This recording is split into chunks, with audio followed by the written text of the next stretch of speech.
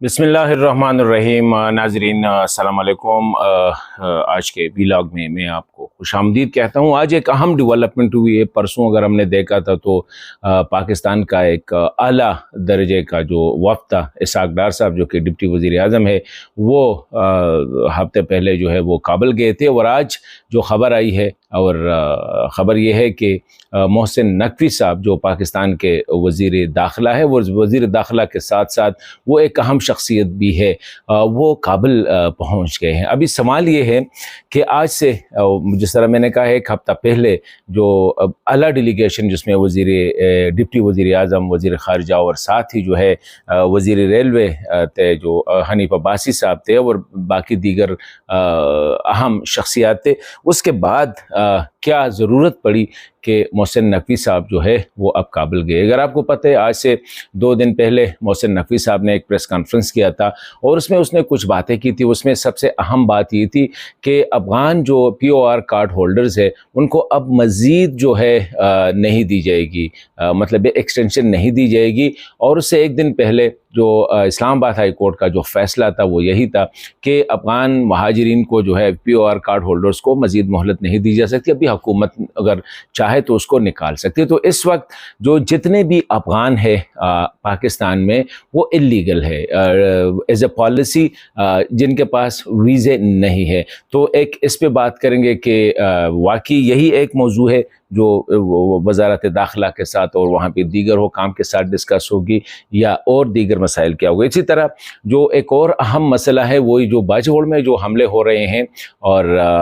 Even Waziristan में, उसमें जो तश्कीलात होती है टेररिस्ट ऑर्गेनाइजेशन की, मतलब मुख्तलिफ जो दहशतगर्द तंजीमें हैं और उनकी जो तश्कील होती है वो भी बड़े बड़े तश्कील होते हैं। मतलब ये है कि एक एक तश्कील में जो है 20, 30, 40, 50 लोग होते हैं। फिर वो वीडियो भी रिलीज़ करते हैं और उसमें जो पाकिस्तानी इंटेलिजेंस रिपोर्ट्स के मुताबिक 10 बंदों में से 6 जो होते हैं वो अफ़गान नेशनल होते हैं। तो इसी हवाले से, क्योंकि पहले भी ये चीज़ें डिस्कस हुई है और हुकूमत ने कोशिशें भी की है कि यही डिस्कस होगा। बॉर्डर की जो सूरत हाल है, वज़ीर दाखिला सिराजुद्दीन हक्कानी साहब से उसकी जो मुलाकात होगी उसमें ये बॉर्डर की जो सूरत हाल है, स्पेशली ग़ुलाम खान और फिर ये खरलाची, फिर ये जितना भी मोमन के साथ, बाजवड़ के साथ जिसमें जो सूरत हाल है कि बॉर्डर सिक्योरिटी को किस तरह जो है इंश्योर किया जाए उसी साइड से, तो इस पे बात होगी। अभी अगर हम बात करें तो इस वक्त पाकिस्तान और अफ़गान हुकूमत जो है अमारत इस्लामी, वो एक दूसरे के बहुत ज़्यादा करीब आ रहे हैं और ये एक अच्छी बात है, क्योंकि इस वक्त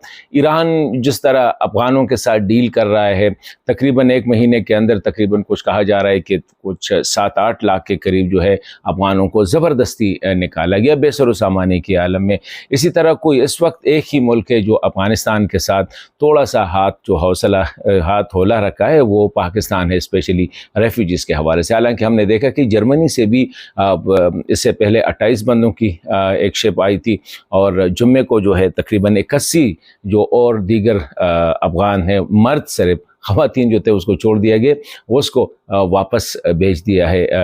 अफ़गानिस्तान यानी काबुल में। तो पूरी दुनिया से अफ़गानों पे एक ज़मीन तंग की जा रही है। तो पाकिस्तान में भी जो रेफ्यूजीज़ है इस वक्त तकरीबन ये समझा जा रहा है कि 3 मिलियन के करीब जो है अफ़गान है, मुख्तलिफ़ कैटेगरीज़ वाले। अगरचे हुकूमत ने कहा कि हमने इल्लीगल निकाले हैं, लेकिन वो इतने मुश्किल है कि सारे निकल गए हों। SEC कार्ड होल्डर्स है, POR कार्ड होल्डर्स है। तो ये दहशतगर्दी के साथ साथ जो टॉप ऑन द एजेंडा है वो यही है कि किस तरह अफ़गान रेफ्यूजीज़ को तरीके के साथ, तरतीब के साथ जो है अपने मुल्क वापस भेजा जाए और एक कोऑर्डिनेटेड एफर्ट्स, और इसमें हो सकता है कि UN को भी इंगेज किया जा सके, क्योंकि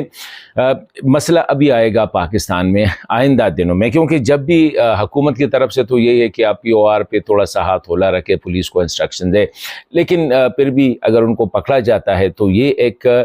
उनकी लीगल स्टेटस जो है वो क्वेश्चन होगी। वो तो रेफ्यूजीज़ है ही नहीं, तो वो इल्लीगल होंगे। जब इल्लीगल होंगे तो ज़ाहिरी बात है को फौरी तौर पर डिपोर्ट किया जाएगा। तो इसी हवाले से ये कह रहे हैं कि कोई एक जॉइंट एक पॉलिसी तरतीब देते हैं कि किस तरह پاکستان میں جو افغان ریفیوجیز ہیں ان کو کس طرح آرڈرلی طریقے کے ساتھ، کیونکہ افغان حکومت کا بھی یہی موقف ہے کہ آپ ان کو ٹائم دیں کہ یہ اپنے کاروبار، مال و اسباب یہ اکٹھا کر کے طریقے کے ساتھ ایک آرڈر کے ساتھ نکل آئے، اور پاکستان بھی یہی چاہ رہا ہے۔ دوسری اہم بات جو ہے جس طرح میں نے کہا وہ بارڈر مینجمنٹ کے حوالے سے ہیں۔